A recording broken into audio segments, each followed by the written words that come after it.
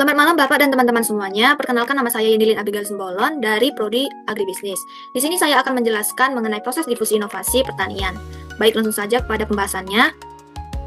Adapun tujuan pembelajaran yang harus kita pahami dalam materi berikut, yaitu memahami proses difusi inovasi pertanian. Yang kedua, menjelaskan pengertian difusi inovasi. Yang ketiga, mengidentifikasi unsur-unsur proses difusi inovasi. Selanjutnya, menjelaskan jaringan dalam komunikasi pertanian. Selanjutnya, menganalisis faktor-faktor yang mempengaruhi difusi inovasi.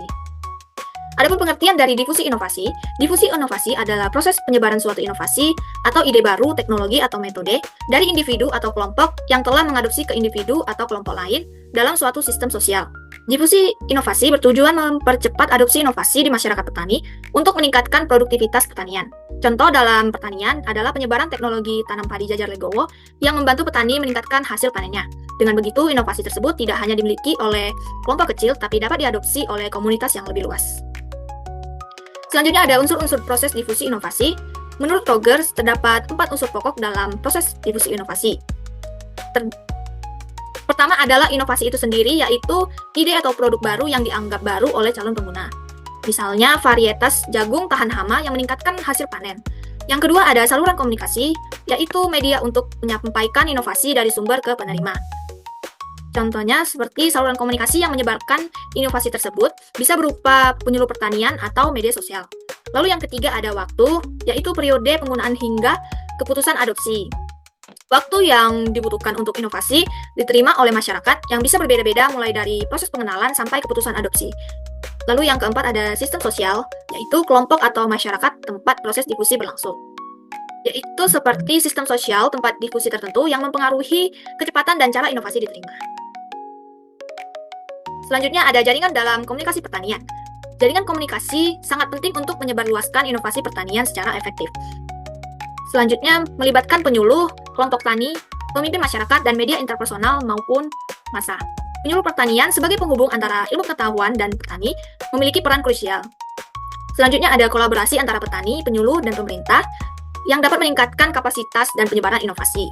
Kelompok tani juga membantu memperkuat penyebaran informasi inovasi dengan tani pun dimanfaatkan untuk mempercepat pengalihan informasi dan pengalaman baru di bidang pertanian. Selanjutnya ada faktor-faktor yang mempengaruhi difusi inovasi pertanian. Terdapat faktor utama yang mempengaruhi proses difusi inovasi. Yang pertama ada karakteristik inovasi seperti kompleksitas, keunggulan relatif, dan kompatibilitas. Kompleksitas, semakin kompleks inovasi, semakin sulit dipahami dan diterima oleh petani. Misalnya, teknologi dengan prosedur rumit atau membutuhkan keterampilan tinggi cenderung lebih lambat diadopsi. Begitupun sebaliknya. Sedangkan keunggulan relatif adalah memberikan manfaat atau keuntungan yang jelas dibandingkan metode lama. Contohnya seperti pupuk organik yang lebih ramah lingkungan dan meningkatkan hasil panen akan lebih cepat diterima daripada pupuk kimia biasa. Kompatibilitas, inovasi harus sesuai dengan nilai, kebutuhan, dan kondisi lokal petani. Misalnya, varietas tanaman tahan kering cocok di daerah kering, namun kurang cocok di daerah yang berair melimpah. Selanjutnya ada karakteristik calon pengguna seperti umur, status sosial, atau motivasi. Faktor seperti usia, status sosial, dan motivasi mempengaruhi kesiapan petani dalam menerima inovasi. Petani muda atau yang memiliki pendidikan lebih cenderung lebih cepat mengadopsi inovasi dibandingkan petani tua atau dengan tingkat pendidikan rendah. Selanjutnya ada saluran komunikasi dan media yang digunakan. Efektivitas difusi juga tergantung saluran komunikasi yang digunakan, seperti penyuluh pertanian, kelompok tani, pertemuan komunitas, maupun media digital seperti WhatsApp atau media sosial. Saluran yang memadai dan dipercaya akan mempercepat penyebaran informasi inovasi. Selanjutnya ada waktu untuk penerimaan inovasi. Proses difusi membutuhkan waktu, mulai dari pengenalan inovasi, uji coba, hingga keputusan adopsi penuh.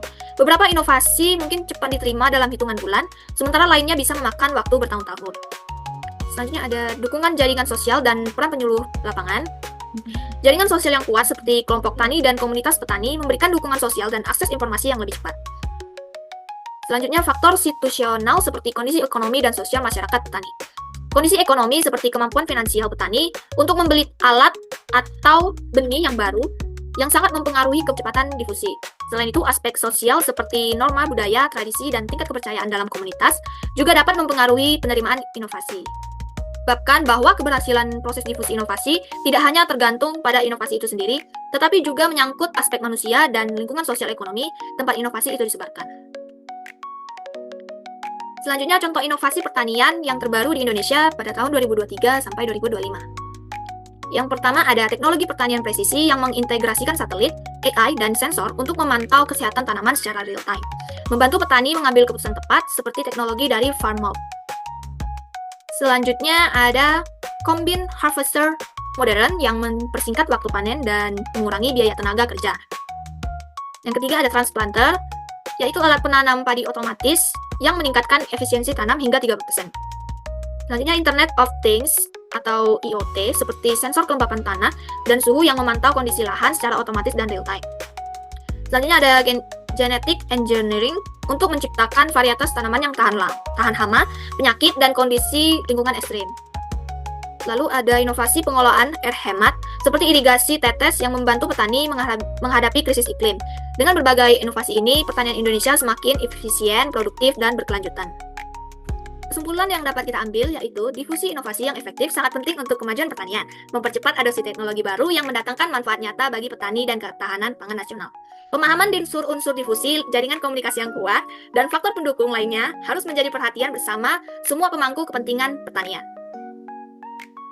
Sekian hasil presentasi dari saya, terima kasih.